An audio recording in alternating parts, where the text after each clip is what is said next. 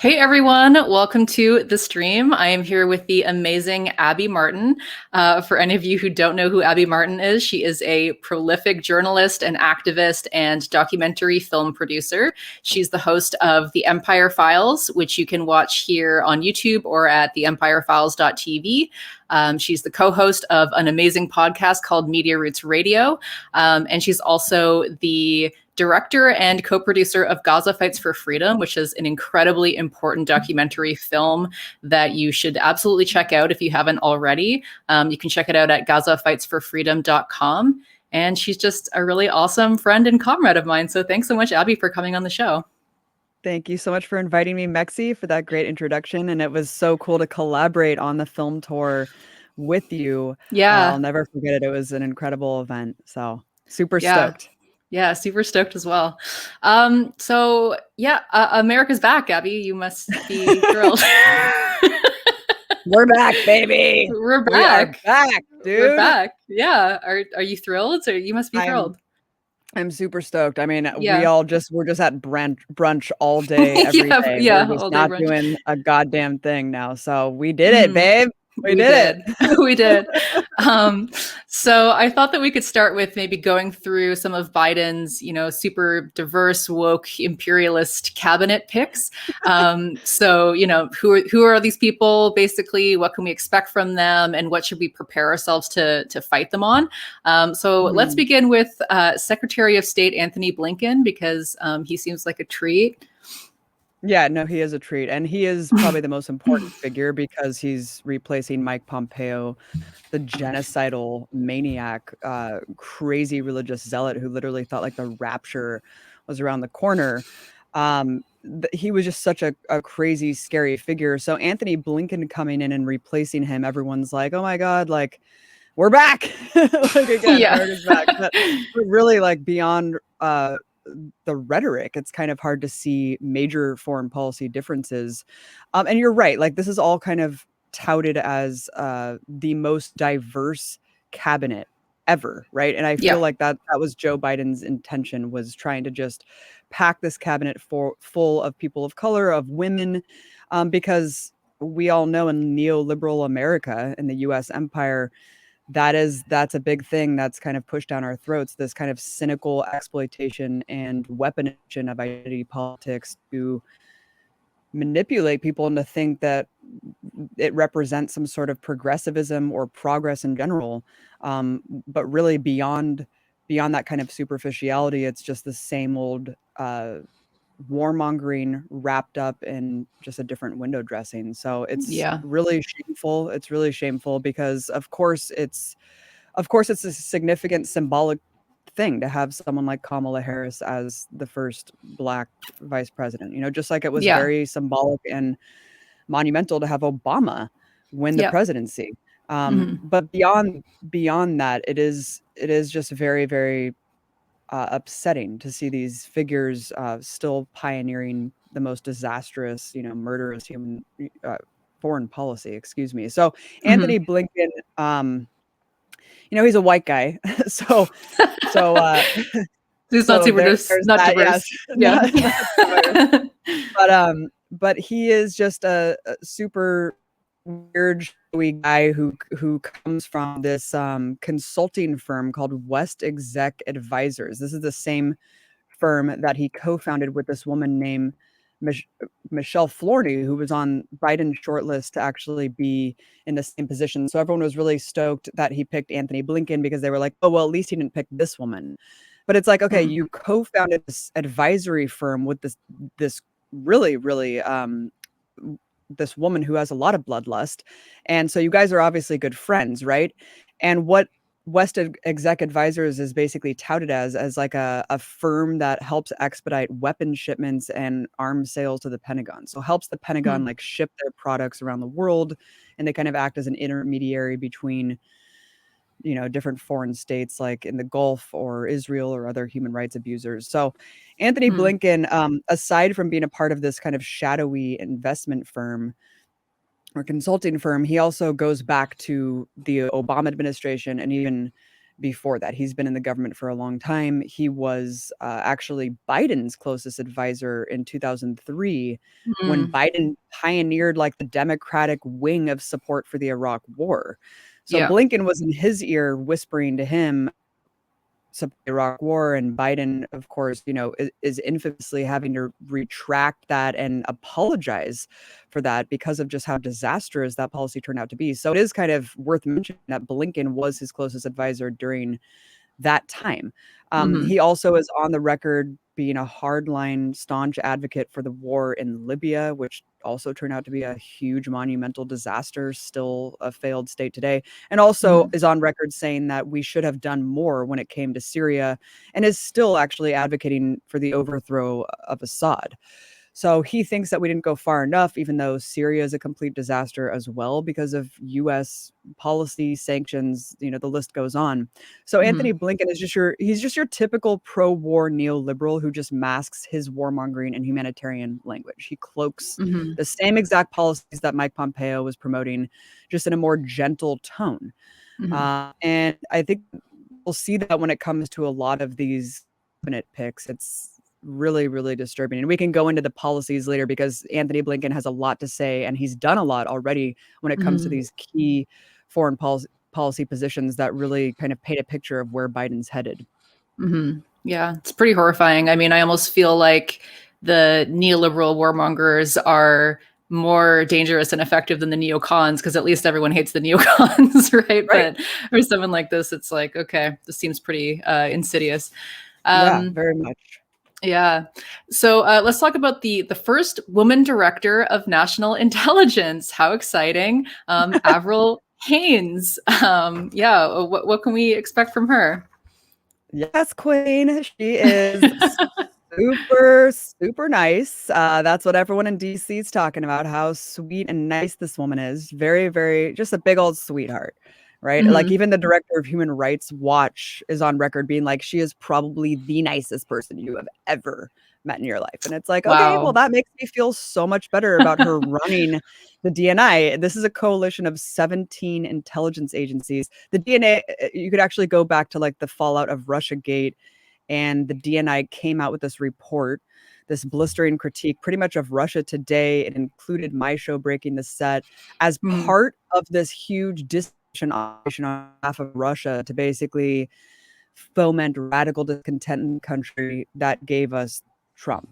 Hmm. So this was their whole like end all be all report. So she's in charge of this coalition of intelligence agencies. She's basically America's top spy.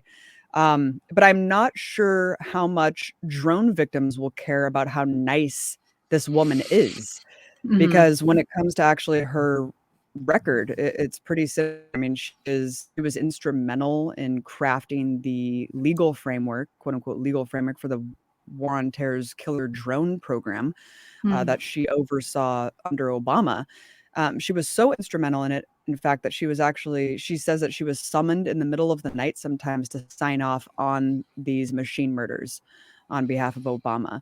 Um, and she also is complicit in kind of the CIA cover up of torture program, which was, of course, this huge scandal under the Bush administration that Obama decided not to prosecute the torturers. Hmm. And Avril Haines is kind of part of that look forward, not backward, by covering up the perpetrators. She was part of the cover up, helping protect the people who destroyed the evidence when they hacked into those computers to destroy the evidence when there was some sort of attempt to hold them, you know, partially accountable for that scandal. So just really Hmm. gross all around. She's also on record praising Trump's CIA director, Gene Haspel, who literally like sadistically got off on torture, according to CIA whistleblower John Kiriakou. It Hmm. really gross stuff, right? So when you go beyond like how nice she is and the fact that she's a woman, because that's Hmm. of course all you'll hear about is like it's the first woman to Yeah. run this agency. Well, it doesn't Hmm. matter if you're a woman or not. You're a horrible person, and you have a lot of blood on your hands.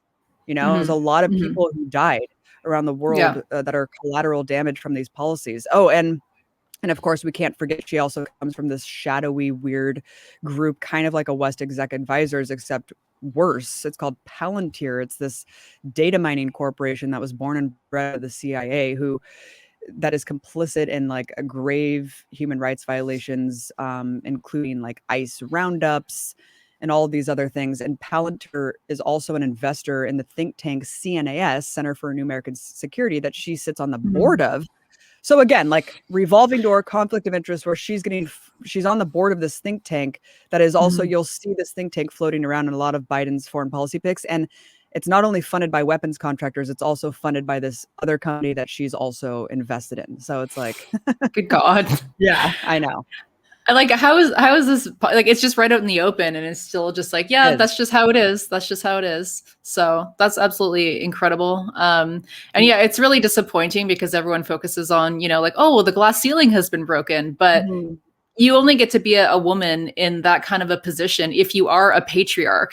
Like if you are a Right. violent patriarch, like they're not gonna it's not gonna change anything, you know, Exactly. because they're violent institutions. So anyway, No, that's um, such a good point. I mean, you don't get yeah, into those positions of power unless you play by the rules. So it's like whether, exactly. being a Yeah, woman doesn't really change the structure that you're representing. So right.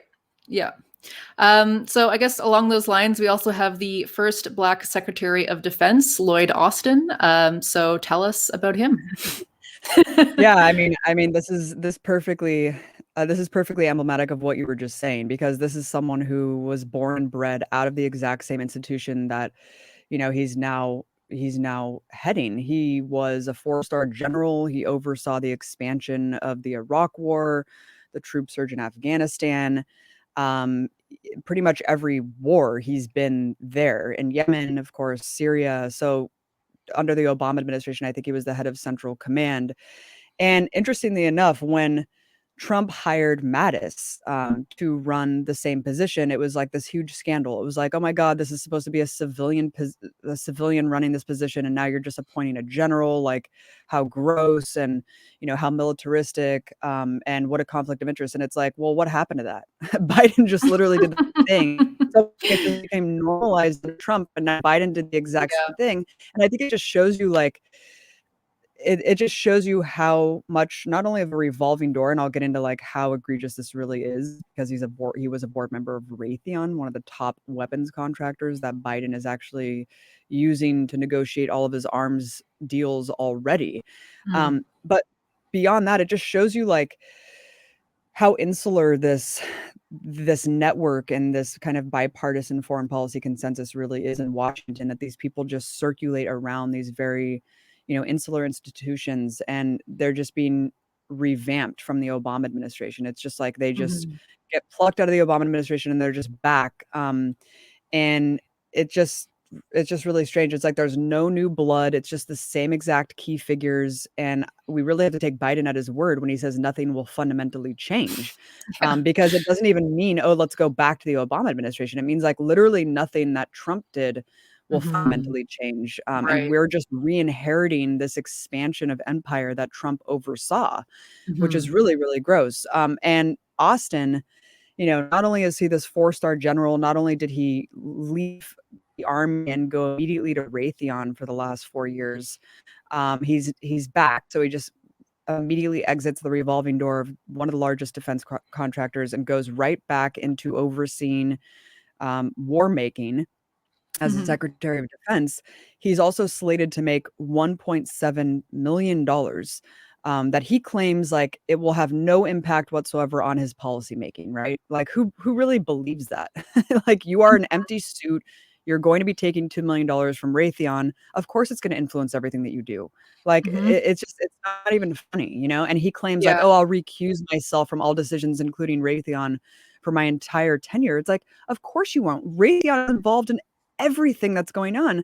As I just Right. mentioned, Biden just signed this massive arms deal for the right-wing government in Chile and also Egypt, and Raytheon is the crux of that weapons contract. So, Mm. I mean, what is this guy going to do? Like, just leave the Mhm. room and be like, okay, like someone else Yeah. sign the paperwork? Mhm. It's really, really gross, and really nothing else needs to be said about him, because that really just says it all. It's like someone who just, stems directly from the war industry and is just placed in this high level Mhm. position. And then again, it's just the corporate media saying how amazing it is that he's the first Black Secretary of Defense.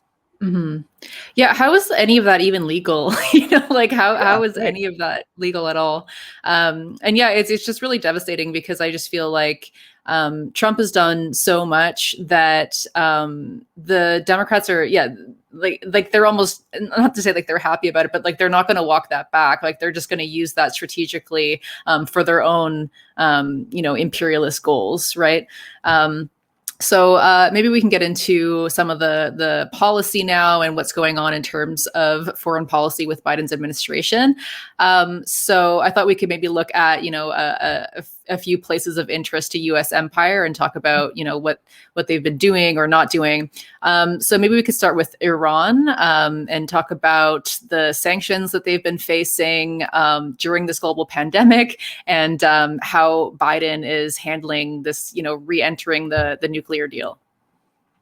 Yeah, it's not good at all. And this is something that we thought was just a built-in given when Biden got elected. And this is something that I was very hopeful for. I think a lot of people were hopeful, not only because a lot of people in Biden's cabinet were instrumental in the actual initial negotiations of the nuclear deal, but also because he was saying it on the campaign trail that he wanted to re-enter diplomacy with Iran.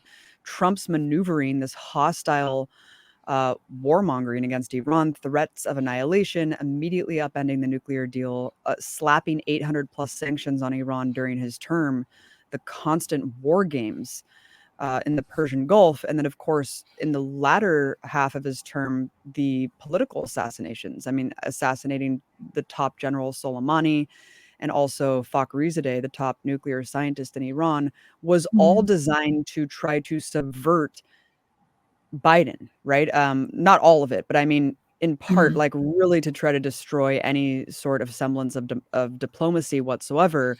And of course, going into the Biden administration, he was even like putting out leaks through his officials that he would actually try to start a war with Iran on his way out the door. Anything that was possible to really make this more difficult for Biden. And it turns out he didn't need to do any of that because Biden wasn't going to try to engage in diplomacy at all. Mm-hmm. Tony Blinken, his Secretary of State, has been on record saying, and we are not going to lift the sanctions that Trump put on. And that's pretty much all Iran is asking. They're like, look, you guys are the ones who broke the deal. It seems pretty understandable that you would just eliminate these debilitating, crippling sanctions on our economy that are actually Mm-hmm. causing malnutrition in Iranian children for the first time in like decades that Iran is experiencing this because of these sanctions. They're like, look, Mm-hmm. just look at sanctions and let's negotiate. Let's renegotiate this. And Biden and Blinken are just saying flat out no. They're actually using Trump sanctions as leverage to make sure that Iran has zero leverage. Look, Biden should just make a press conference and be like, "Look, we are so sorry for what Trump did. These assassinations against political figures, the assassination against a civilian scientist, like all of Mm-hmm. these horrible threats, and the sanctions. Like, we are so sorry. We are immediately going to start from scratch." And he hadn't done that, and in fact, is making Iran capitulate to such an extreme degree is just absolutely beyond the pale. Mm-hmm. And of course, Iran breached the nuclear. Like, what were they supposed to do? Iran is not in the process of developing a nuclear weapon. They never have. But of course, you have Blinken out there now saying he wants to work with Israel and the Gulf states, which they actually kept the negotiations in secret from in the first place. And now they're saying that was a mistake, and they want Israel to like be involved in the negotiations this time. And of course, Mm-hmm. fear mongering about how Iran is like, you know, months away from a nuclear weapon. They say that all the time. It's completely false. There's no evidence to back that up whatsoever. And Iran is just saying, look, what do you want us to do here? Like, what are we supposed to do? Mm-hmm. It's disgusting. It's disgusting to force impossible concessions and place these impossible benchmarks on Iran after everything that the US empire has done to Mm-hmm. saber rattle them for the last 4 years. Absolutely. And especially during this global pandemic, I mean, that's obviously contributing to so much, death and misery in the country. It's absolutely criminal. So, Yeah. I mean, sanctions during a pandemic should be like it's like a humanitarian crisis. yeah, yeah, no, it's It's yeah. I guess let's move to Yemen. So Biden has temporarily frozen weapons shipments to Saudi Arabia and is saying at least that he wants to end the war in Yemen. But let's talk about what's happening behind the scenes, or is this really genuine? Yeah, sadly, again, like this is something that I think that we were all really hopeful for with the policy shift with Biden, and it turns out to be kind of just rhetorical at the moment because there's so many caveats with his recent speech in terms of what weapons will not be sold and also like what types of operations will not be supported. Mhm. And it's super disappointing. I mean, like he just gave this big foreign policy speech, I think on February 4th. And in it, he detailed, we need to declare an end to the war in Yemen, which is a really big moment. And it really is a testament to how much the anti-war movement calling attention to this grave humanitarian crisis has worked. Because Mhm. we know Trump could have done this a long time ago because it was proposed to him and he actually vetoed a resolution that would have ended U.S. backed weapons to the Gulf states that are in the Saudi coalition bombing Yemen.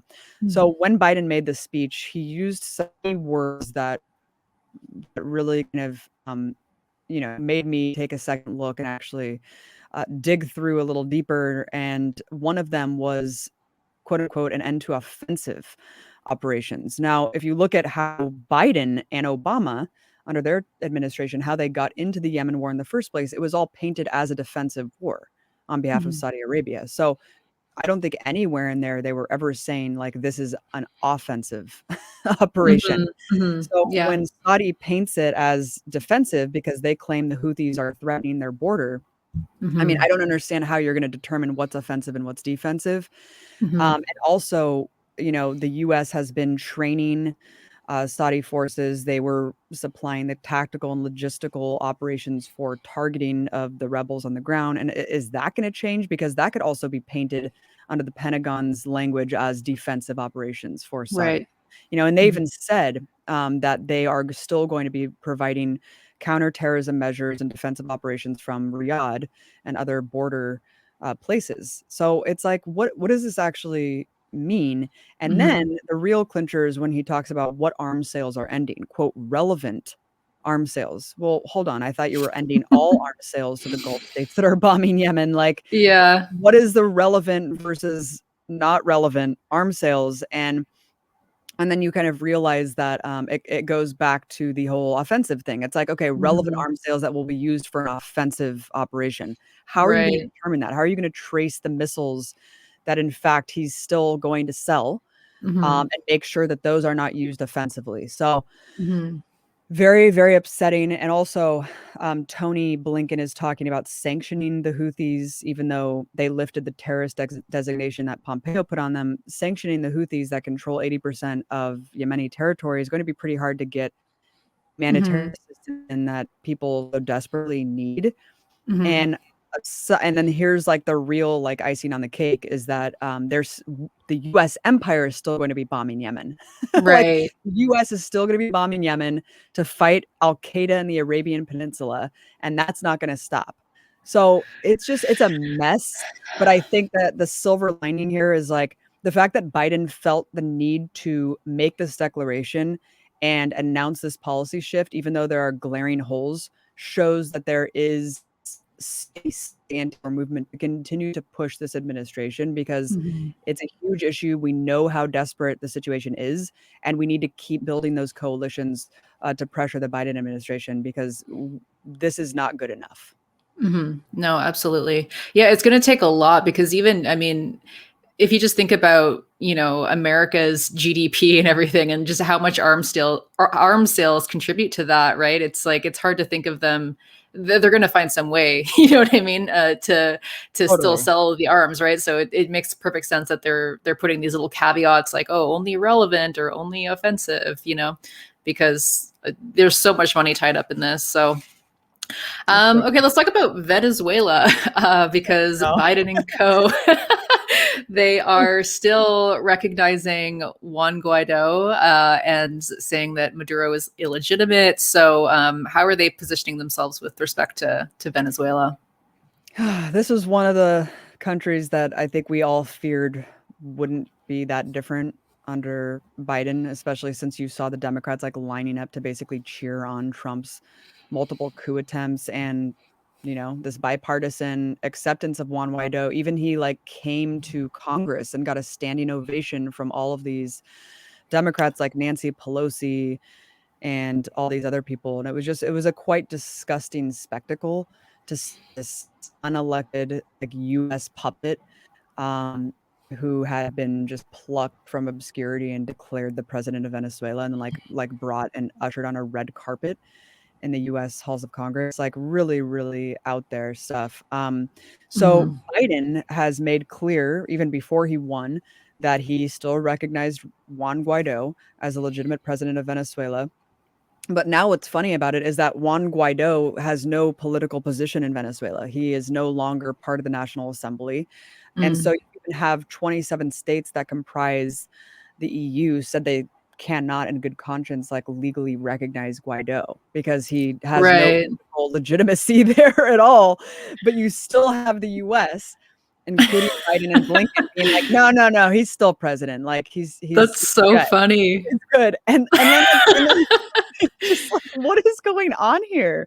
That's Um, so funny. but it's just like so crazy because sanctions are another such a disastrous thing that had been placed on Venezuela from Trump. We're talking about tens of thousands of people who have died as a direct result of these sanctions. The economy Mhm. is in free fall because of these sanctions. And again, like no discussion about lifting these sanctions at all. Biden Mhm. is just using Trump's debilitating sanctions, genocidal even, as just like not he's just like, well, we're just going to start here where Trump Right. left off. And that is like a no-brainer to not take the US seriously because what is Maduro supposed to do in this situation, And Mhm. Blinken even said like we're not interested in talking to Maduro. Like it's such a low priority for us that I really fear that there is going to be a coup attempt again very, very soon Mhm. and potentially like uh, something would have to do with NGOs or something like that because it's not going to be as loud and obvious as Trump's. I think it's going to be something that's more under the radar and of course, masked with humanitarianism like they always do. Mhm. But this is really why they didn't like Trump in the first place. When it came to places like Venezuela, you saw Democratic Senator Chris Murphy actually spelling this out on Twitter. He was like, "We agreed with Trump's policy, but he went about it in like an obtuse and arrogant way, and it should have been like more slickly, performed." Like, Yeah. wow, all right, Yeah. man, like Yeah. way to spell it out. Yeah, absolutely. That's actually so funny. I didn't know that Juan Guaido actually isn't, doesn't have any political position or legitimacy in Venezuela anymore. That's actually ridiculous. Yeah, right, Like that's actually because I know that before people were saying that like, oh well, he should be legitimate because technically, the Constitution says this, even though that was, right, incorrect. At right, least there was something there, and now right. it's just laughable. Yeah, he's just a Um, nobody. Everyone just hates him, and he's just like yeah, he has 0, like, standing at all. yeah. So, um, crazy. yeah. Okay, so let's move on to Israel. You mentioned this quote that I just wanted to bring up in a recent video of yours that Biden said in 2013, if there were not an Israel, we would have to invent one to make sure our interests were preserved in the Middle East. Just wow. Really lays Wow, it like out, doesn't it? yeah, just really unbelievable. So yeah, I guess talk about how his administration is positioning themselves with respect to Israel. I know that they are not moving the embassy from Jerusalem. Mhm. So talk about the implications for Palestinians. Yeah, and I think that, Biden's quote there really hammers at home what Israel represents to the US, because a lot of people are mistaken when they think that Israel somehow controls or dictates US foreign policy. No, quite the Hmm. opposite, and Biden Hmm. himself explained that Yeah. Israel serves as this military garrison. I mean, for example, look at what the US uses Israel for. When the US doesn't want to outright bomb Syria, they use its attack dog in the Middle East to do so. And so Yeah. it's something that really needs to be understood, and I think that a lot of people have it flipped around. But Mhm. Biden is an unapologetic Zionist. He's made very clear that you don't have to be Jewish to be a Zionist. He was probably the most uh, staunch Zionist on stage in the Democratic primary field, like the most hardline supporter of Israel, just completely like did not care at all. I mean, him and Kamala actually were two of the worst, and Klobuchar. But um, yeah, so Kamala actually like compared the civil rights struggle and Selma to like Israeli activism and stuff, like just really out there stuff. But yeah, when it comes to policy shift on Palestine, you're not going to see that profound of a shift whatsoever. Like you said, they are not going to move the embassy. This was something that was a huge symbolic blow to Palestinians, of course, sparked off the Great March of Return. Um, and a lot of horrific atrocities that took place in those protests that we talk about in the film. But Palestinians in general, their land is being annexed at a rapid pace, and Biden is certainly not going to do anything to stop that. He's not going to leverage aid. He's not going to do anything. I mean, I guess in some respects, it's slightly better than Trump because at least Kushner, at least like people in Biden's administration aren't personally profiting off of a legal settlement expansion like Jared Kushner's family was. And at least they don't have like Mhm. a room in their house for Netanyahu to come stay when he visits New York. So, Mhm. that was like pretty grotesque. Like Trump really just opened the floodgates and just said, do whatever the hell you want to Israel. And they even like named the settlements after him. And Netanyahu was using Trump's friendship with him as part of his reelection campaign. Like that's how much he was signaling to the far right about the support from Trump. So I guess like in that sense, yeah, of course it's better than Trump. But at the end of the day, it's just again like masking, humanitarianism, but really allowing the exact same policies to continue. I think that Mhm. one thing that Biden said he would do, which does have implications, of course, because millions of people who are refugees living in the Gaza Strip and elsewhere are in desperate need of the United Nations Relief Agency aid, the UNRWA aid that Trump sadistically just like removed. Um, Mhm.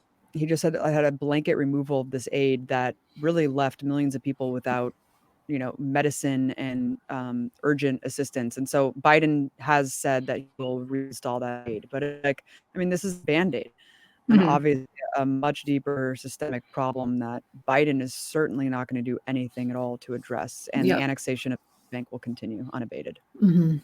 Yeah. Unbelievable. Um, so I have a few more here. Russia. Russia said, or sorry, Biden says that the U.S. is no longer rolling over on Russia. What does that mean? I know, right? As if we ever did. Like, I mean, people think Trump somehow is this Putin puppet. He actually did a lot of crazy shit when it came to Russia. He sanctioned Russia uh, retroactively for the annexation of Crimea, which was just bizarre. He sent millions of dollars, hundreds of millions of dollars, I think, of like missiles and other armaments that Obama actually didn't even approve at the end of his term. And Trump has actually like celebrated that, saying Obama sent them pillows and I sent them like, missile launchers and shit. It's like, okay. And also just, getting out of these treaties that were very important that Trump did. And of course, like urging NATO members to increase their militarism because, of course, Russia sees the expansion of NATO as something that is rightfully encroaching on their border and violating all of these norms that were set into place after the Cold War and the fall of the Soviet Union. And so they see that as encroachment. And of course, it's done purposefully. And so Trump only exacerbated that with NATO members. And it is very troubling. So the fact that the rest of the political establishment kept hammering Trump on the Russia thing and made it seem like he was bending over backwards to appease and placate Russia is just absolutely baffling because that's not what was happening at all. So that's what's so disturbing about it is Trump didn't nearly go far enough. And so Biden is now bringing back this crime syndicate of like Russia phobes from the Biden administration, or I'm sorry, from the Obama administration. Mhm. Victoria Nuland, the one that was on the phone when the Ukrainian coup was happening, saying who she wanted just picked in the Ukrainian government. Like, Mm-hmm. and then Fuck you the have EU. fuck the EU. There you go. Right. Um, and just like create like just other people who are just really, really huge Russophobes who really think that Russia is the greatest enemy of the US and want to focus on it as the biggest threat facing Mm-hmm. this country. Yeah. And that pivot to Russia and China, which, Trump obviously was focusing on a lot of different countries. He came into office bragging about the fact that he wanted to escalate wars and win these wars and commit, you know, human rights atrocities and kill terrorists' families and all of that stuff. But Biden is coming into office with a more strategic goal of actually like pivoting the focus on China and Russia because it impedes US domination around the planet. And so it's a more Mm-hmm. coherent ideological goal. And he's definitely resurrecting those figures from the Obama administration who were trying to push Obama the entire time to be more harsh on Russia. They are back in actually higher levels of power now. And it's very, very troubling. Um, Mm-hmm. who else is at the oh yeah, Samantha Powers is also like another huge Russiaphobe who's now picked to head the USAID. This is another front group that pushes regime change, like the NGOization of regime change around the world. They were instrumental in the Ukrainian coup. They were from the opposition group there. And she's a horrific anti-Russia figure. And so the fact that Biden is picking her and Newland specifically, and also Blinken, of course, making these statements in every interview that he gives, and Biden saying the days of rolling over against Russia's aggressions are over, and citing as an example of that is the poisoning of Navalny, as somehow that's like an affront to US politics was quite perplexing. It's like, how does this have anything to do with a threat to our national security, right? And the fact that he's like actually handpicking this controversy in Russia to use as like something that we're going to go after Russia for, like, makes zero sense at all. But you're going to see the Biden administration, of course, pick on the LGBTQ issue in Russia and the Uyghur issue in China to make it seem like the US really, really cares about LGBTQ rights and Muslims, even though, there's we can go off all day about the hypocrisy, the astounding hypocrisy with those claims, and actually use those to try to undermine those two countries and to delegitimize them because they are worried about the power vacuum um, during Trump, that he let those countries become stronger in their eyes. And that's really all they care about, is weakening those countries with sanctions, with international pressure, and building back that imperial alliance of junior partners of the empire, like NATO allies and other things like that, to try to put pressure on China and Russia. And it's very scary. I mean, these are two Mm-hmm. nuclear armed countries that pose zero threat to the United States and its people. And the fact that, again, the saber rattling, like, already Biden is doing all these military maneuvers in the Taiwan Strait and around China to send a signal. It's what the hell are Mm-hmm. you doing? Like, just Yeah. stop.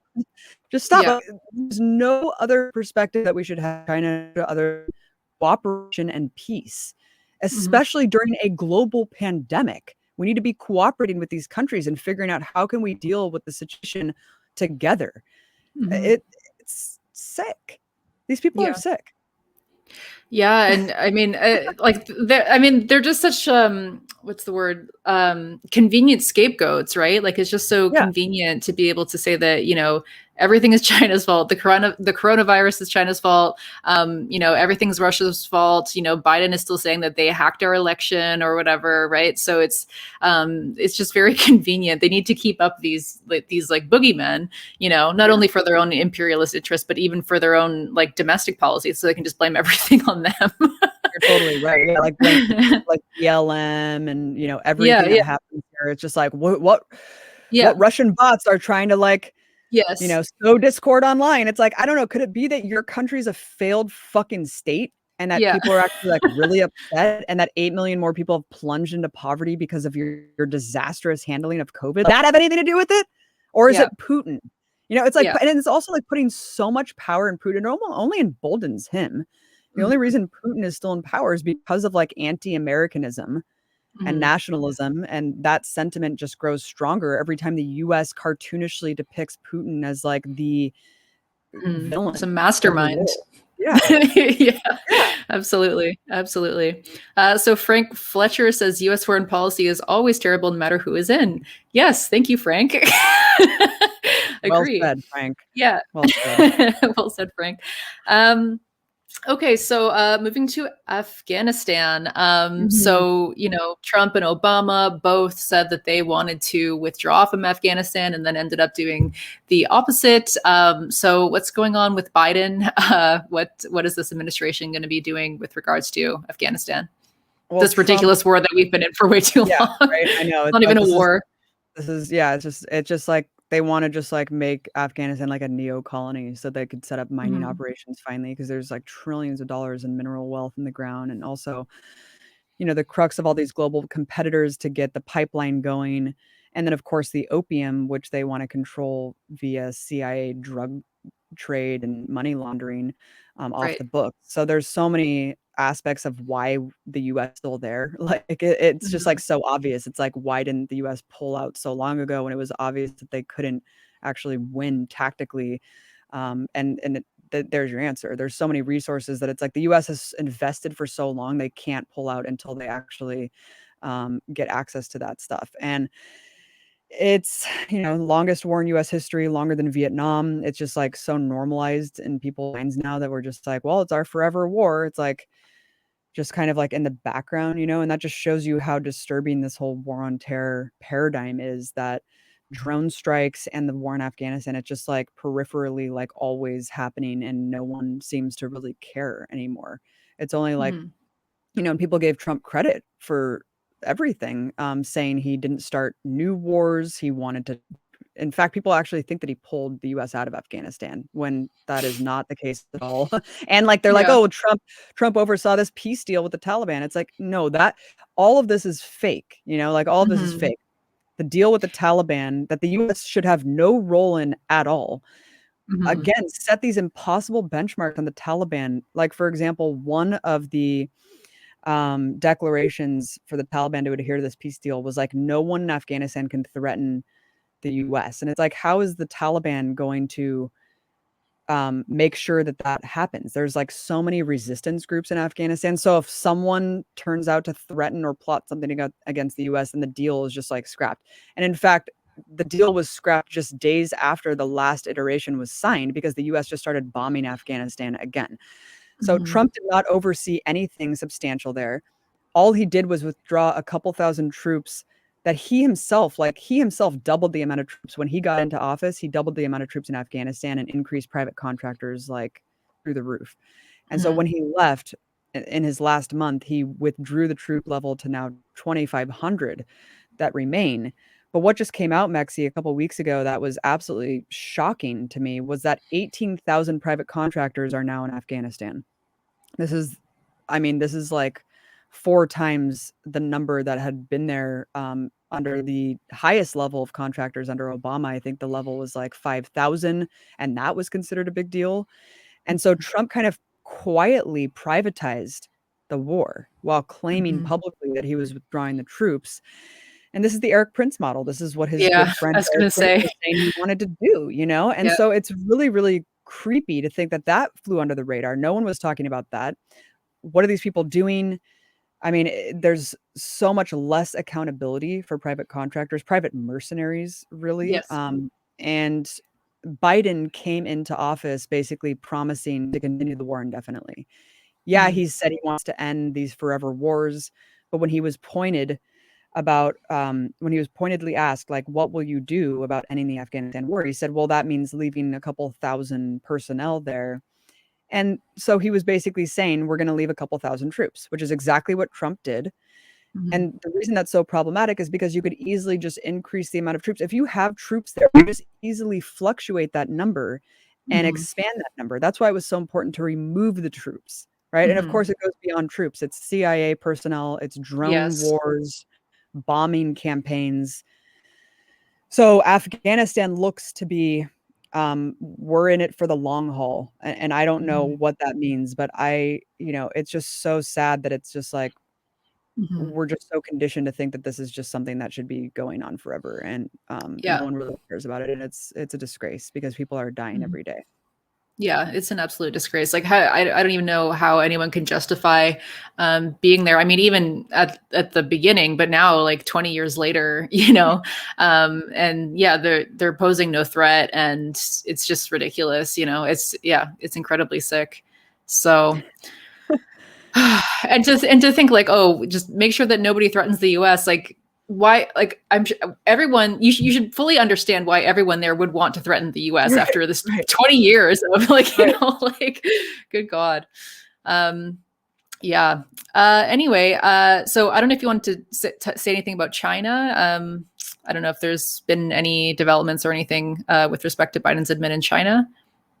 Yeah, Blinken has basically said that he respects the Trump administration's hostile rhetoric toward China. He said that he agrees, and that's a really bad sign, right? And what's cartoonish about it is like people are calling Biden a China puppet when really like they are embracing Trump's aggressive stance on China and pressing to exacerbate it. Essentially, Mhm. on Chinese New Year, you had Blinken call Xi Jinping and actually like say like a big fuck you basically to the president. It was like instead of being like happy Chinese New Year, he was like, we're gonna come after you for this, this, and this. It's like, okay, great Mhm. starting off on to do a big reset of the US foreign policy.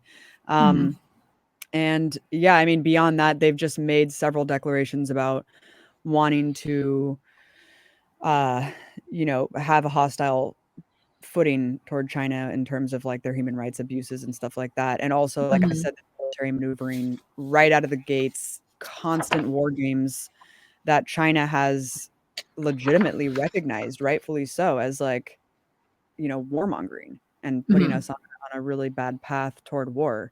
Yeah. And that's a really dangerous terrain to be dealing with for Biden. That Yeah. nothing good there. And also, I think Blinken also said like China needs to account for its role in lying about COVID and stuff. So like just repeating the same rhetoric as Trump, Yeah. except more nicely, I guess. Even though that's still, it's kind of hard to like differentiate at this point. Yeah. He's not Absolutely. coming out and being like the Wuhan virus, but he's pretty Yeah. much saying the Wuhan virus. You know what I mean? Basically, yeah. Faint Signals from Vegas says Abby has a great Empire Files Patreon podcast with her partner Mike Preisner for as little as $1 per month. Check it out. I agree. Um, Thank you. and Justin says Canada oftentimes operates in lockstep with U.S. foreign policy. What is the danger of this alliance? I don't know if you want to field that. Mhm. I mean, it's very dangerous, and I think not a lot of people are focused on the junior collaborators of Empire like Right. Canada, and Yeah. they kind of get a pass when they Hmm. are offering military support, Yeah. and working lockstep. I mean, they just do whatever the US says, and it's pretty grotesque because someone looks at Trudeau as like, "Oh, like this like an Obama type figure who really cares about human rights and stuff. And it's like, no, he just answers at the beck and call of the US empire, and Hmm.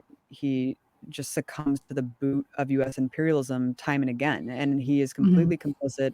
And it's very disturbing. It's very Yeah. disturbing because more needs to be done about that. I will say that I feel like Canadians in general are much more astute and aware of their neighbor, like the giant empire looming over them at all times. And, even just like the Palestine issue, doing the tour across the US and then going to Canada, it was like, I just felt like the political knowledge and understanding was much more advanced in Canada. And I don't really know, maybe it has to do with just like the propagandization of American citizens as empire babies. It's like I don't know, we're just like pummeled with propaganda about how we're the best country in the world and everything we do is justified around the world. And so many people are just so ignorant of what the Hmm. US is doing. So maybe there's that understanding that goes along with it. But I mean, for example, in Hamilton, Ontario, is that the way you said? I Ontario. got criticized for saying it wrong. Ontario. Ontario. Someone's like, "You didn't know how to say Ontario." Ontario. For example, people there, activists there had just shut down um, weapons, armored vehicles that were shipping weapons to Saudi Arabia. Mhm. because Canada's a part of that as well. And so they, Yep. there's so many actions happening in Canada, and people are doing so many things. And I just wish that more Americans were participating as well and building Mhm. that coalition across country lines, because we really need an international coalition to fight U.S. imperialism, because there are no borders when it comes to the U.S. domination of the globe. Absolutely. Well, speaking as a Canadian, I also wish that Canadians were doing a lot more, because I think a lot of people have this understanding of like what the U.S. is doing, but people don't actually understand that like the that Canadians are working in lockstep with them, right? And a Mhm. lot of people have this idea of our armed forces as being just peacekeepers, right? So it's like, oh well, the U.S. forces, they're the ones who are going over and doing all these terrible things, but if Canadian forces are there, then they're doing like a peacekeeping mission, or they're just, and it's just like, well, what does peacekeeping mean in the context of U.S. imperialism? It just means facilitating U.S. imperialism, Right. like, and Right. making sure that nobody really steps out of line, or I don't even know what that means, right? So yeah, I wish that there was more of an understanding of what we were doing abroad. Because a lot of times we can just say, oh yeah, the US is terrible, and not really even know that like our tax dollars are going to these things as well, right? So um, Totally. yeah, so I'll say that. So I want to leave maybe a little bit of time for questions, but I did Mhm. want to ask kind of, this big question of, what are some important interventions that you think that we will need to make during this administration in terms of anti-war and anti-imperialist activism? And do you have any advice for anti-war activists, or thoughts on how we can strengthen our anti-imperialist activism? Yeah, I think, as someone who is very aware of U.S. imperialism, Mexie, I think that we both can agree that this issue needs to be linked to a lot of other issues in both of our countries. And when it comes to COVID, especially the fact that, Americans are getting this piecemeal crumbs off the table, where you have politicians arguing about giving us $600 or $1,400 one-time checks. Meanwhile, every couple of weeks, it seems like the US is just sending hundreds of millions of dollars, if not billions of dollars, to like theocratic dictatorships and human rights abusers around the world, or to subsidize healthcare for Israeli citizens or something like that. It's just like, it just so, it's hard to wrap your mind around. Yeah. So I think that like political education is so key, right? Because so many people don't understand, like, they're struggling to make ends meet and to survive. We have Mhm. half of this country is struggling, living paycheck to paycheck. I'm sure COVID has exacerbated that. 8 million more people are plunged into poverty. Kids don't have enough food to eat. And so, uh, understanding that all of our resources are getting squandered and sucked into a giant, massive military apparatus that is subjugating and oppressing tens of millions of people around the world in our name. And that is why we are told that we can't have healthcare, right? But you Mhm. see like the cognitive dissonance of like looking just at these headlines passing through, that the US has no problem funding this oppressive regimes around the world, sending tons of weaponry around the world, just oppressing, subsidizing occupations and genocides and all of these things. Yet we're told, as the citizens of the US empire, that we cannot have anything. We can't have Mhm. healthcare. We can't have stimulus. We have to just stay home and do our part. And the burden is just put on us. Oh, you just need to socially distance and do your part, and the pandemic will be over. It's like just absolving the entire government responsibility of actually like doing something about this and helping the people of this country out. So I think the political education of like linking the struggles together, linking the fact that why we have nothing here, why so many people are suffering, why there's so many people in food lines, why there are so many homeless people. Just like Martin Luther King said so long ago, like a nation that spends all of its money on the military is suffering like a spiritual death. And I know I just paraphrased and butchered what he actually said. It was probably more poetic than that, but that is exactly what's happening, and it has been happening for the last couple decades, if not Mhm. century. Everything that we do is squandered and sucked into this apparatus. And it's time that we start linking this together and understanding that we need to end the US empire. We need to end US imperialism and focus on building up infrastructure and things that people really need to make our lives better, right? And to stop criminalizing and terrorizing all of these people around the world. Like, because Mhm. Black Lives Matter was such a huge monumental event that happened here over the course of the summer, and it's still happening. And Black lives matter everywhere. Brown lives matter everywhere. And that includes people who are being drone bombed, special operations who are raiding villages in Somalia, bombs dropping on Yemenis. All of these lives matter. Every life matters that the US extinguishes around the world. And we have to kind of get that internationalist perspective and approach to really understanding these things don't stop and start at the border of our country. It is Mhm. happening everywhere. And so once your perspective widens, then we can start to do the real work. But it's building coalitions, right? And it's working with other organizations like Medicare for All, and just Mhm. bringing that political knowledge of where our money is really going, so we Mhm. can really fight for the things that we need and want in this country. Mhm. Yeah, and that's why I think, the Empire Files, Empire Update is so important because I think for a lot of people, like as you said, a lot of people, you'll read the headlines and it'll be like, oh, Biden's ending the war with Yemen. Okay, Mhm. right? Like, and people won't actually know all the stuff that's going on to encourage them to get out and, form these coalitions and really start to fight back. So definitely knowledge is power because if we're going to get people, excited enough to come out into the street, they have to know what's going on. And if you read the headlines, like you have no idea what's going on, right? Right, The yeah, mainstream no, media, and yeah, you have no idea what's Iran going and on. Yemen are 2 flashpoints right now, and, for the anti-war community, people who have been involved in the anti-war struggle for a long time, you know that certain moments will happen that we need to be ready and mobilized in order to get the masses in the streets and help facilitate the struggle, right? And that was a big flashpoint was the Iran war that we were on the precipice of with Trump. And tens of thousands of people poured into the streets all around the world to protest that impending war. And so you Mhm. never know when those moments will spark, and we need to be ready when they do. Right now, of course, it's hard to galvanize people to protest the Afghanistan war. It's like people have no idea what the fuck's going on. A lot of them think it's like not happening, or if they do, whatever. But Mhm. Iran is such a huge one right now, that I think people are at least aware of the fact that, that we want peace with Iran, that Biden is Mhm. saying that he wants negotiations with Iran. And so there is room to pressure his administration on. The fact that Biden is saying the stuff about Yemen means that there's room to pressure him on and keep organizing and the actual war in Yemen and to stop the genocide that's going on there. So Mhm.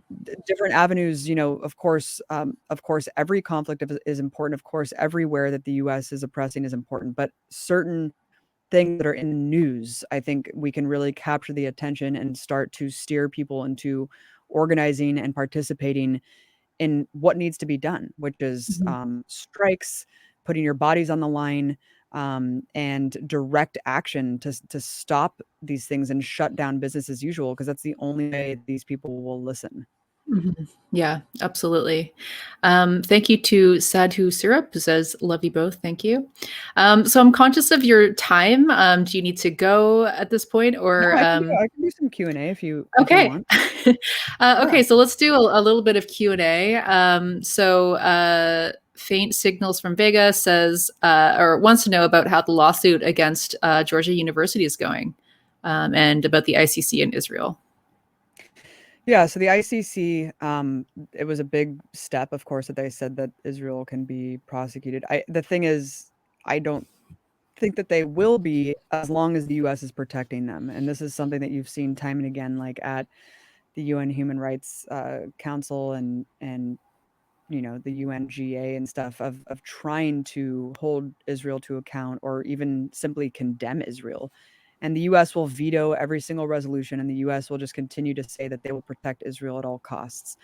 So again, going back to like, even though there are international bodies that are even willing to hold Israel to account, the US is so powerful, right? That we need to focus on ending this sick partnership, Mhm. that will protect Israel and prop it up, even if the entire world turns against Israel, and it really comes down to like the subsidization of the apartheid state. So it is a good maneuver. It is a good move, and I don't want to like discount how important that is that the ICC said that. But at the same time, it's more important than ever to pressure the U.S. and to keep building up the pro-Palestine struggle because it's at a point of no return. I mean, even the UN itself said that Gaza was going to be unlivable in 2020, and here we are a year later. It's like, okay, like Mm-hmm. millions of people are living in unlivable, unsanitary conditions with no clean drinking water, and now COVID's there. Like, this is urgent. This is dire, and we don't have Mm-hmm. time anymore. As far as Mm-hmm. the BDS lawsuit, people who don't know, there are dozens of states that have anti-BDS laws on the books that restrict people's free speech rights, constitutionally protected First Amendment rights to Mm-hmm. boycott um, for political reasons. And these laws are on the books prohibiting like independent contractors from working. They force people to forfeit their constitutional rights in order to work in certain states. So, like in my case, I went to Georgia to try to speak at a university, Georgia Southern, and I was given a contract saying I needed to sign a pledge to never boycott Israel in order to work and make an honorarium at a campus. Of course, I said I would never sign this, and I ended up suing the state of Georgia. It's all stalled because of COVID right now, but one silver lining is Arkansas just knocked down their unconstitutional BDS law. So that gives us hope that Georgia will knock down the law as well. And we have to take these fights to the court because they have all been passed under the radar, and it is very, very damaging. And pro Palestine speech is being censored all across the country. It is the front of the free speech issue right now, and not enough people are talking about it. Mm-hmm. Yeah, absolutely. I don't think anyone's really talking about it other than you. So yeah, good luck with that Thank you. case. The previous question about Canada was specifically about Meng Wanzhou. Why not mention her? I actually admit that I'm kind of ignorant to this case, so I don't know, Abby, if you wanted to speak to that case specifically. I don't know about it. What is it? I feel very I don't dumb. know. Yeah, me too. So people can put that in the comments, and we Please, can I'll read it look into out. that But and get back to you. I don't know much about it, to be honest. Um, Blower T Tech says, "What are U.S. grassroots organizations that organize around U.S. foreign policy that you could recommend joining?" Well, the Answer Coalition is one that organized the biggest anti-war demonstrations during the Iraq War. They are constantly organizing and struggling to build up coalitions that put, you know, anti-war organizing front and center, and they are staunchly anti-imperialist at their core. And so I organize a lot with the Answer Coalition. I encourage people to get involved, sign up for their newsletter. Popular Resistance is another one that you can follow different actions that are going on. They're centered in DC. And just following, World Beyond War, other grassroots coalitions that they are working with, because there's constantly actions going on and there's constantly things that you can do. And even if you live somewhere that, isn't a big city or whatever, you can link up with people in your community and do things virtually. I mean, there's so many things that we can do, and even just spreading political knowledge and showing people Mexie's videos that are really important, because we need to actually get inspired and have optimism about the positive things that are going on around the world, because it's not all negative. There are Mm-hmm. moves that should inspire us to take action as well. And that's something that you can share as well, because your friends, families, coworkers need to also not be, filled with despair. Like, Mm-hmm. Yeah. being awakened to the world of political truths and kind of having your corporate media paradigm shattered can be like a very harrowing reality for people. And a lot of people just want to tune out completely and not follow the day to day because it's too tiresome, and people don't have time to parse through the headlines and find out what's really going on. So follow the journalists that you want to learn those things from. It's our job to do those things, right? And spread our material, because we're compiling this data for you in order to spread this political knowledge. And again, it comes back to media literacy and political education before we can actually build up movements that are effective. Mm-hmm. Yeah, absolutely. A shameless plug. But if anyone wants some positive leftist news, I have a whole channel for Yes, very that. important. So apparently Meng is the arrested Huawei CFO in Canada. So, Okay. Okay, I'll yeah. definitely do my due diligence and look into Yeah, that. Meng essentially committed no crime according to Canadian law, but is a victim of Trump's trade war with China. So, Oh, wow. Crazy. yeah. So, yeah. So if anyone else has any final questions, you can drop them now. Otherwise, we can wrap up. But yeah, this was so wonderful, Abby. Thank you so much for coming on and talking about all of this with me. It was super useful. I think that it's going to be a great resource for people, and hopefully will inspire people to join some of these grassroots organizations and, you know, start building networks, start building coalitions, and to really fight U.S. imperialism the whole rest of this administration. Because, yeah, I mean, as you've said before, if we don't, I mean, if we don't fight this, if we don't, you know, push Biden on domestic policy as well, then we're going to end up with a worse Trump figure in 4 years' time. And Mhm. I mean, you know, imperialism is such a key linchpin in global capitalism, especially U.S. imperialism, right? So, yeah, for all the revolutionaries out there, this is definitely something that we need to be doing in the next 4 years. So yeah, thank you, Abby, again for coming on. Thank you so much, Mexie. Really appreciate you having me.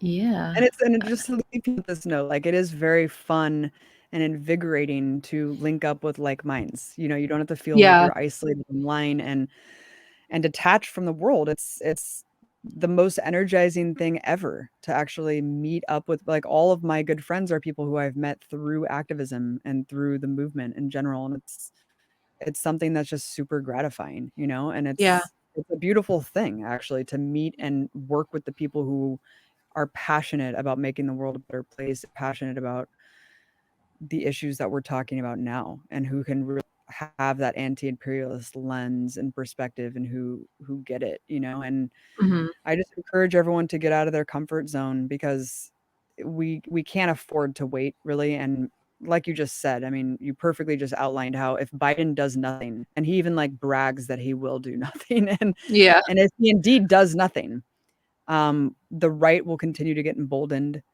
The demagogues will continue to get strengthened, because people will just gravitate toward who they think will actually change their material conditions, right? And yep, Biden is literally saying he will change nothing about millions of people who are suffering. So where does that lead us? And yep, that's where we have to come in and fight like hell, you hmm, know, fight like hell, because millions of people can't wait another day, and we certainly can't wait another day. And no, so it's up to us. It's up to us.